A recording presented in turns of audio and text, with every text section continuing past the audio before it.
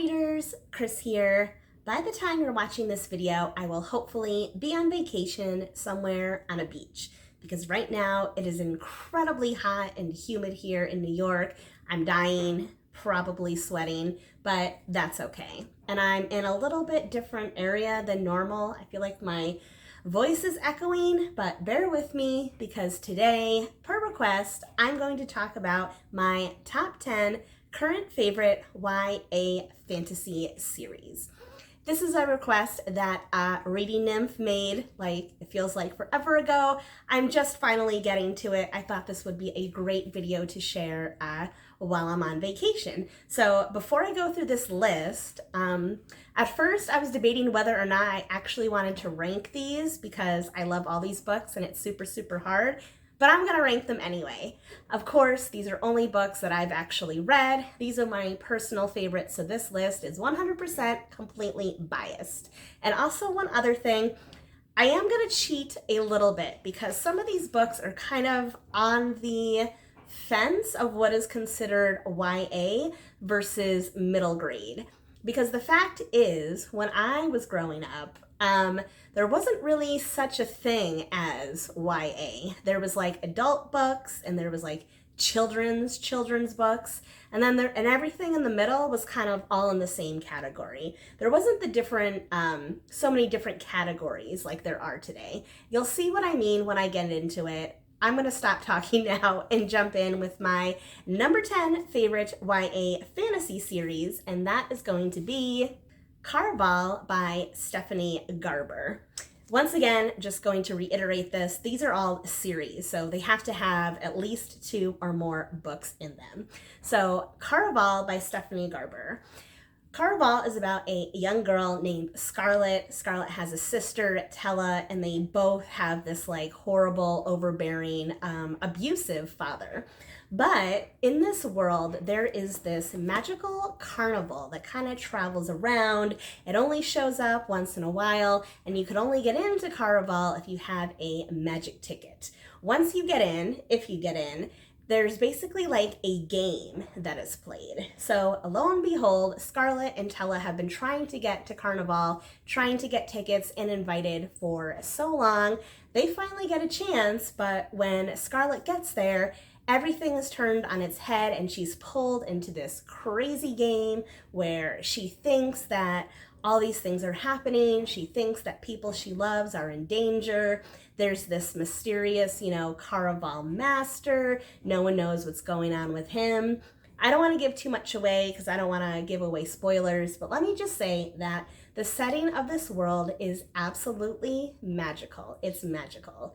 There's so many twists and turns in this game that Tella's playing, and you never know if the things that are happening are real or is it just part of the game. You don't know. It's got so many good things going for it, and Scarlett is an amazing character. She's got this, she gets this dress at one point, which becomes a quote-unquote famous dress throughout the rest of the series that is magical. And the whole idea of a magical dress and a magical carnival is just so cool. Now, the reason that I put this lower down on my list is because I do have some issues with the second book. I definitely had issues with. The third one was better, I think, but some people really liked the second one, so I don't know.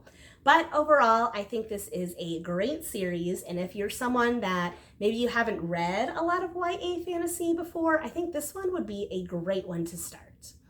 Number 9 favorite YA fantasy series is going to be the Finishing School series by Gail Carringer. Gail Carringer is one of my favorite authors. You're going to hear me say that a lot.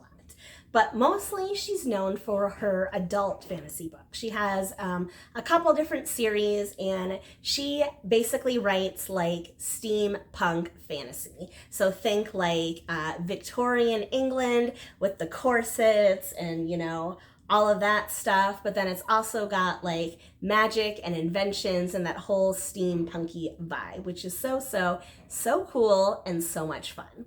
I would say there isn't a ton of magic in this book when we think of fantasy, but there's a ton of magical characters and magical creatures. So in this story, we have a young girl named Safrina, and she comes from a family where everyone is like, you know, prim, proper, think, you know, women at that time are basically bred to be wives and married, but she wants something better for herself. So through circumstances in the book, she gets pulled into this very special finishing school.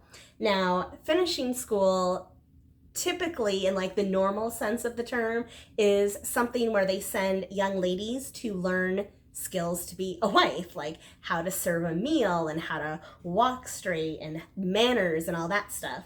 But this finishing school actually teaches you how to be a spy. That's right, a spy. So how to use weapons, how to use violence, how to do all this crazy stuff. And of course, there's this whole like plot that goes on with the politics, and I'm probably not doing the best job explaining this, but let me just say it is so much fun. Think of a school for young women that are training to be spies, but they're all in, you know, Victorian garb. So the big bustle skirts and the corsets and sometimes even fancy hats. There's 4 books in this series. Oh, and the funnest thing of all, the actual school itself is in a dirigible. So a big floating balloon that kind of travels around. It's so much fun. The characters in here are so great. So if you're a fan of the whole like kind of magic school setting, like the school itself is not quote unquote magical, but there's like a ghost teacher, a vampire professor. It's just a lot of fun, just a lot of fun. The reason that this book isn't slightly higher is because the plot overall is pretty simple. They're relatively short books overall. It's very simple plot, but still super fun. Okay, pretty much everything else in this list was really hard to put in any sort of order, but number 8 is going to be the Lunar Chronicles by Marissa Meyer. This is a series I just recently read, like end of last year, going into this year. There's 4 books in the series, and each book in this series follows a different character. You can see back here. So we have Cinder, Scarlet, Cress, and Winter. The basic setup of this book is this takes place in like a alternate universe where androids live aside humans. So yes, this book is like a mix of sci-fi and fantasy. There's definitely fantastical elements, and there's also a lot of science fiction elements as well, especially in this one. So our character here, Cinder, she is a half human, half cyborg, and she is basically, for all intents and purposes, Cinderella. Each character in this series is like a different fairy tale character. Scarlet is basically Little Red Riding Hood, Cress is basically Rapunzel, and Winter, I forget exactly which one she is off the top of my head. But Cinder is an android, and in this world there is like this deadly virus that's killing people off. Doesn't affect androids, but affects humans, and like no one has a cure for it. The person that's kind of in charge, the emperor, he's trying to look for a cure. While this is all going on, there's another kingdom on the moon, the Lunar Kingdom, that is being ruled by this evil queen. So typical evil queen, she's trying to take control of the earth. She kind of uses the virus against everyone. A lot of crazy things happen. Cinder's trying to stop this. There's so many things going on in this series. So we've got, you know, rebellion, trying to fight back against the moon, trying to fight back against a virus, and there's a lot of romance in this series as well, which sometimes does get a little much, if I'm being honest, but I feel like the series is so fresh and so unique and so fun that it is definitely worth a read. Again, another one, if you haven't read a lot of YA fantasy, I feel like anyone could like this series. The only caveat, the only warning that I will say is that pretty much all of the books, except for the last one, end on a cliffhanger. The first one in particular, like pretty much just ends without any resolution whatsoever. And if you know me at all, you know I am not the biggest fan of cliffhangers, especially not in the first book. So that is why this one is lower on the list. But the story is just so good and so much fun that I really enjoyed this series and I really, really love it and totally intend on getting more Marissa Meyer books whenever I get around to it. Number 7 is going to be the first series by this author, another one of my all-time favorite authors, and that is going to be The Diviners by Libba Bray. I had a really hard time choosing between this one and one of Libba Bray's other series that I really, really love, but I ended up putting this at number 7 because I had to make a hard choice. I just had to. But this series is absolutely amazing. It takes place in 1920s New York. So think 20s, flappers, secret underground clubs, Prohibition era, and all the things that come along with that. Our character here, our main character, her name is Evie. Now, Evie comes from a very small town in Ohio, but her parents didn't know what to do with her because Evie has this mysterious power. She has the power to basically like touch an object and do a reading. So kind of like a psychic would like, you know, do a palm reading or something like that. She can do that by touching objects. They don't know what to do with her. She gets in a little bit of trouble, so they send her to live with her uncle, who runs a museum in New York City. And of course, the museum that her uncle runs happens to be this like museum of oddities, which is really, really cool. So when she gets to the city, she starts meeting a bunch of other people, an entire cast of characters that also have powers like her. Now, while she's there, these series of murders start happening. And because of the occult nature of these murders, someone calls on her uncle, because he has a history of dealing with the occult because of the museum, to start helping with these murders. And of course, Evie gets involved. That's just like the basic plot of book 1, but once like that gets resolved, things just kind of like explode from there. And like the real thing behind these murders turns out to be this like, well, I don't want to give it away. I don't want to give it away. Let's just say that from here, the story continues and it's a classic good versus evil, evil dimension, people trying to take over, people with powers. The thing that I love about this series is the characters. There is such a great variety of characters in this book. I almost think of it like the X-Men because we have Evie, she's got the power to touch objects.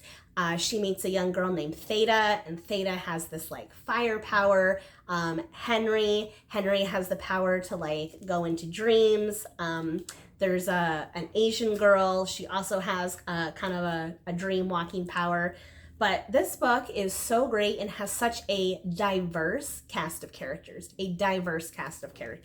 which is absolutely amazing. I mean, not only like there are different races of characters, there are different sexualities of characters. There's even the Asian girl I mentioned, she has a disability, like there's disabled characters, and all of them are extremely well developed. They are all deep and nuanced.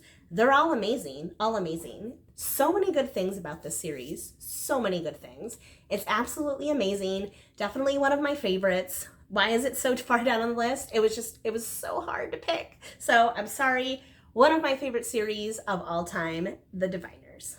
Book number 6 is by another one of my favorite authors of all time, and that's going to be Strange the Dreamer by Laini Taylor. Laini Taylor is another one of my absolute favorite authors.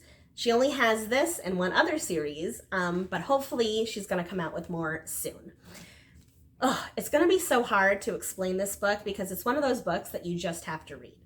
But basically, we have a young boy named Laszlo Strange. And Laszlo Strange works in like a small, quiet town, and he is a librarian. So he has spent so much time in the library reading about all these wonderful, fantastic places. And his favorite story in the library is about this mythical city called Weep. This city that supposedly exists, but no one's ever been there, no one's ever seen it, so no one really knows for sure. Lo and behold, one day, there is this caravan that arrives in his city, and they claim that they are from this city, this magical, mythical city, Weep, and that they have a problem there and they need help. So through a series of events, Laszlo ends up going back with this caravan to this magical city. And when they get there, they find that the city is being overshadowed by this giant structure that's in the sky. There's this giant we'll call it a castle, this giant castle in the sky that is casting a shadow over the entire city. And the reason that this group of people from Weep went out looking for help is because they don't know how to get rid of this structure in the sky. Okay, so that's like kind of the basic setup, but there's a second half to the story. Now, the second half to the story is, in this structure in the sky, there is a group of, we'll just call them special children that live there. No one knows that they're there, but there's these group of blue-skinned, superhuman-like children. Now, these children know that they're up in this castle, and they know that there's people down there, but they can't communicate with them at all. One of the children that's up there, a young girl, she has the power, and this is going to sound wild, she has the power to release moths from her mouth. So she goes out on her balcony every night, she opens her mouth, and moths fly out of her mouth, and these moths travel down into the city, and they land on the heads of the sleeping citizens of Weep. And while they're doing that, she can enter their dreams. So Laszlo shows up, she sends down her moths, and she's all of a sudden notices that there's all these new people in the city, one of them being Laszlo.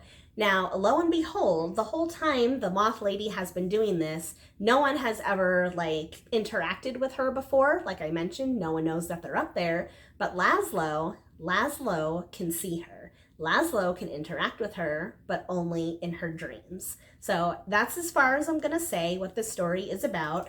But let me just say, it is so unique, so fascinating. There are so many great characters. Not just the people of Weep, there are fascinating characters down there. There are other fascinating characters that are up in the castle, the other children that live up there. Again, deep, nuanced characters. There's so much history in this world, rich history and backstory. The world building is just phenomenal. It is like nothing else you have ever read.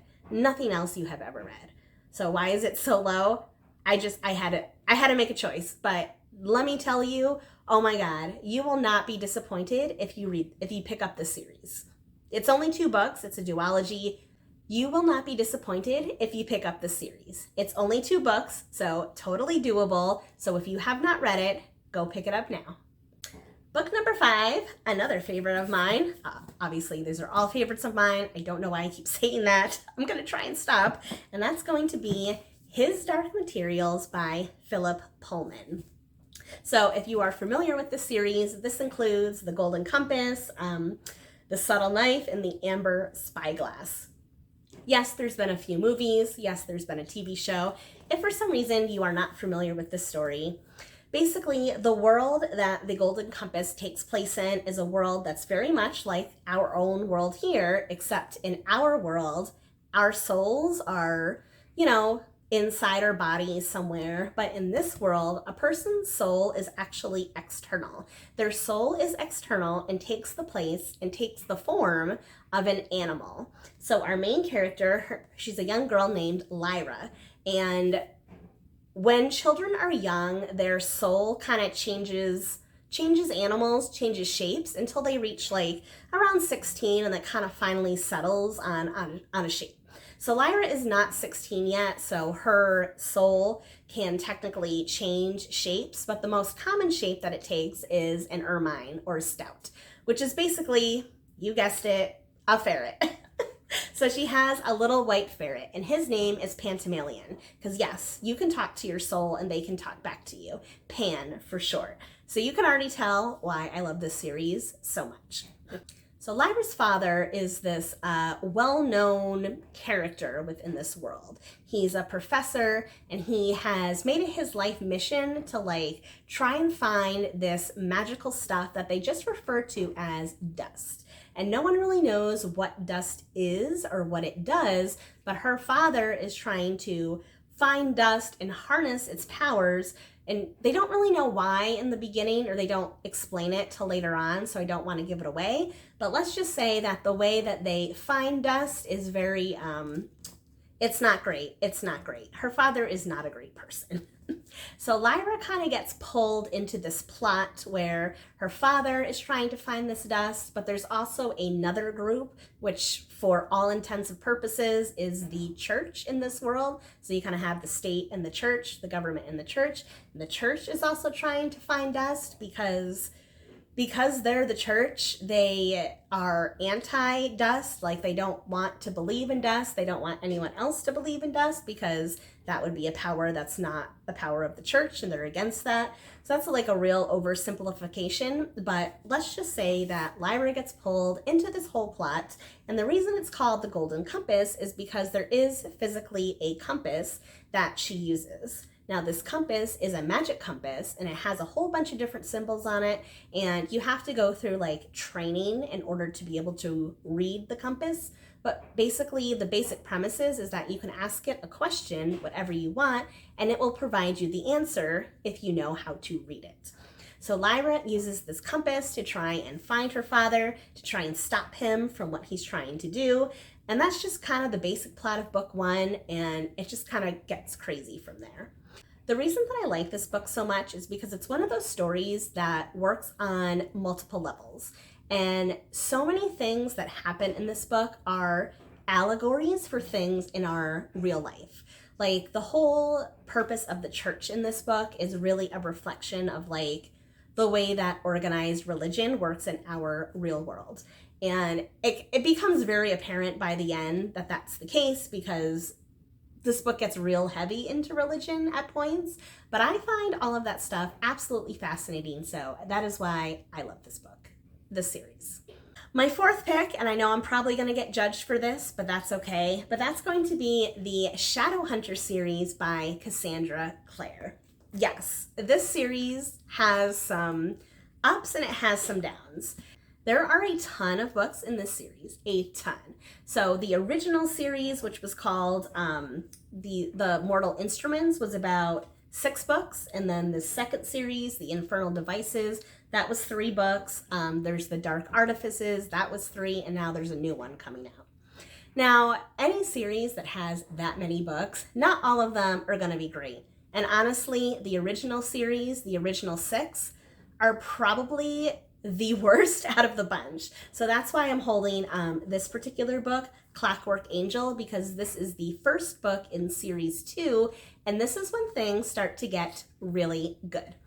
But the basic premise of this world is we have a young girl, and she one day sees something that she can't explain. She starts seeing all this mysterious stuff. She sees demons, and then she sees people killing demons, and she kind of finds out that there's like this whole secret world that most humans, mundanes, cannot see. She gets pulled into this world, which is known as the Shadowhunter world, where we have basically all the different types of magical fantasy creatures you can think of. Werewolves and vampires and fairies, and the people that hunt them or the people that are supposed to maintain the peace are this group of people called Shadowhunters. Again, a real oversimplification of this series, but for the interest of time, I'm trying to keep it short and sweet. So Clary, she gets pulled into this group because something happens to her mother, and she is trying to rescue her mother.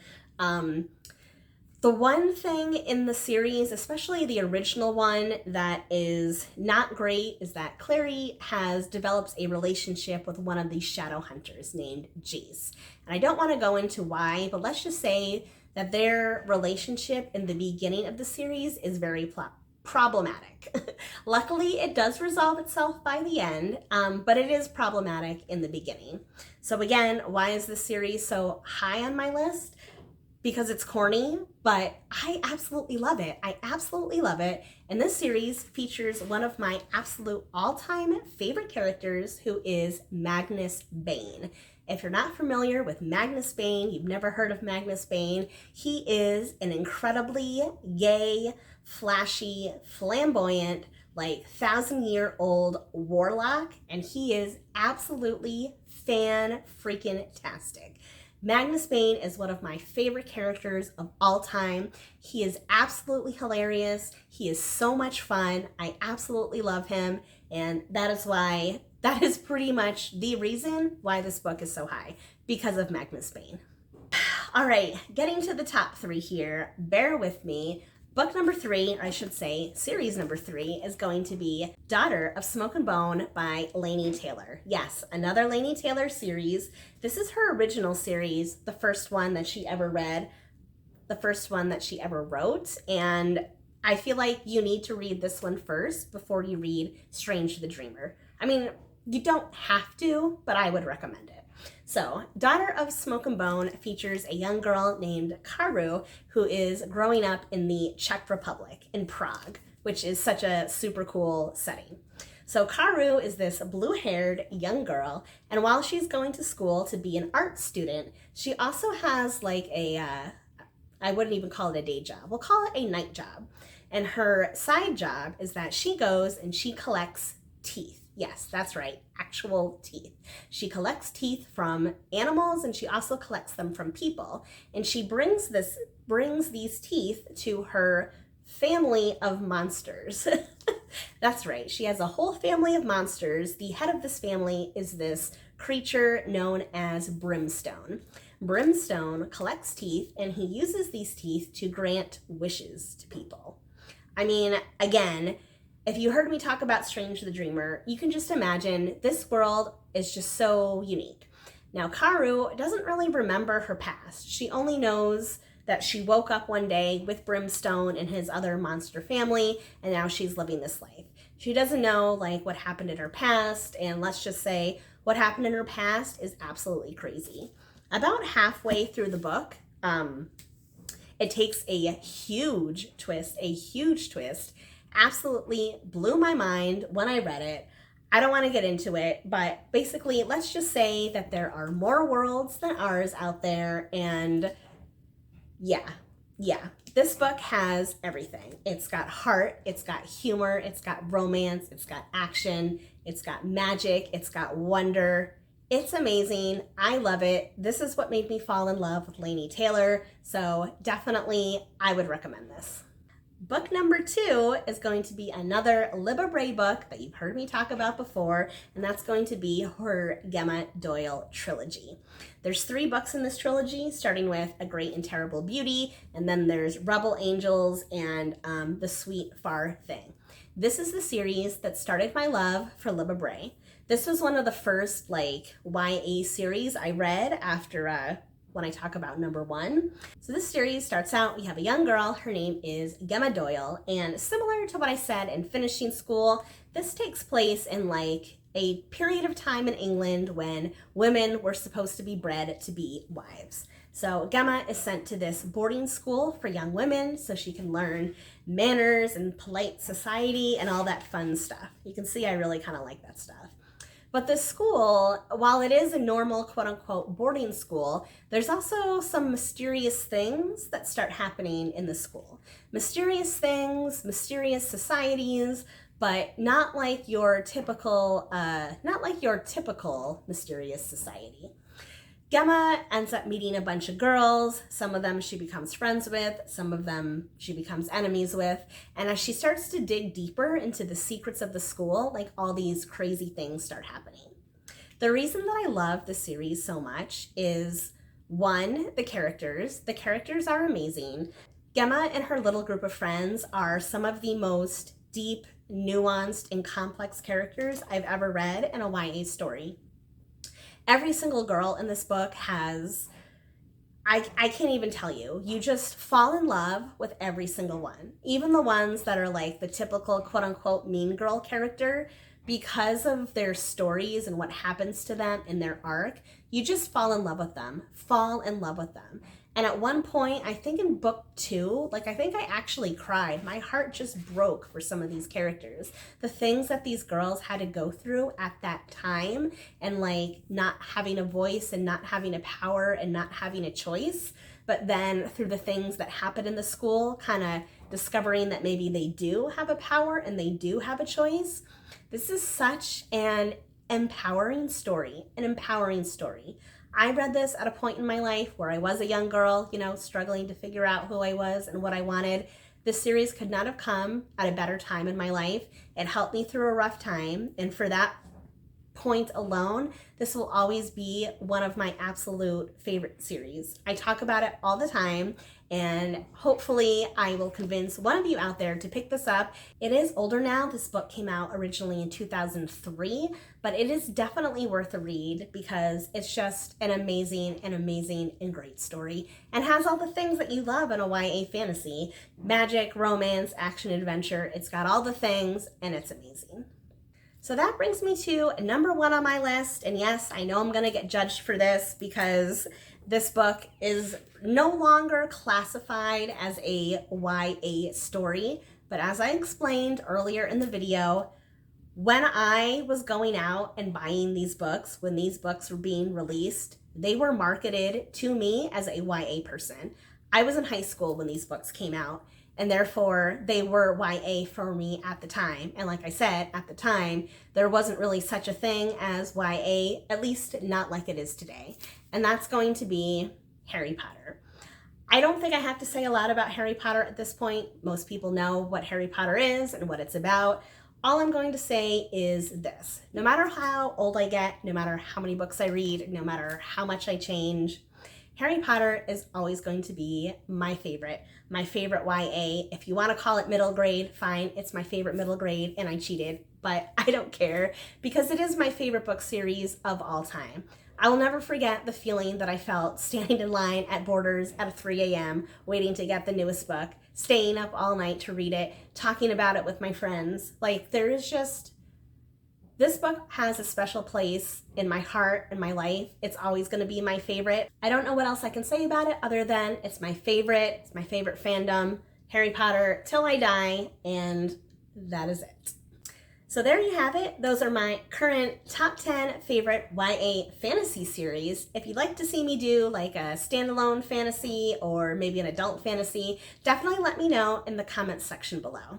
So have you read any of these books? Or any of these your favorites? If not, let me know in the comments section below. If you haven't noticed, a lot of these books are older and not more recent. So who knows? Maybe I'll redo this video in a few years and see if anything has changed.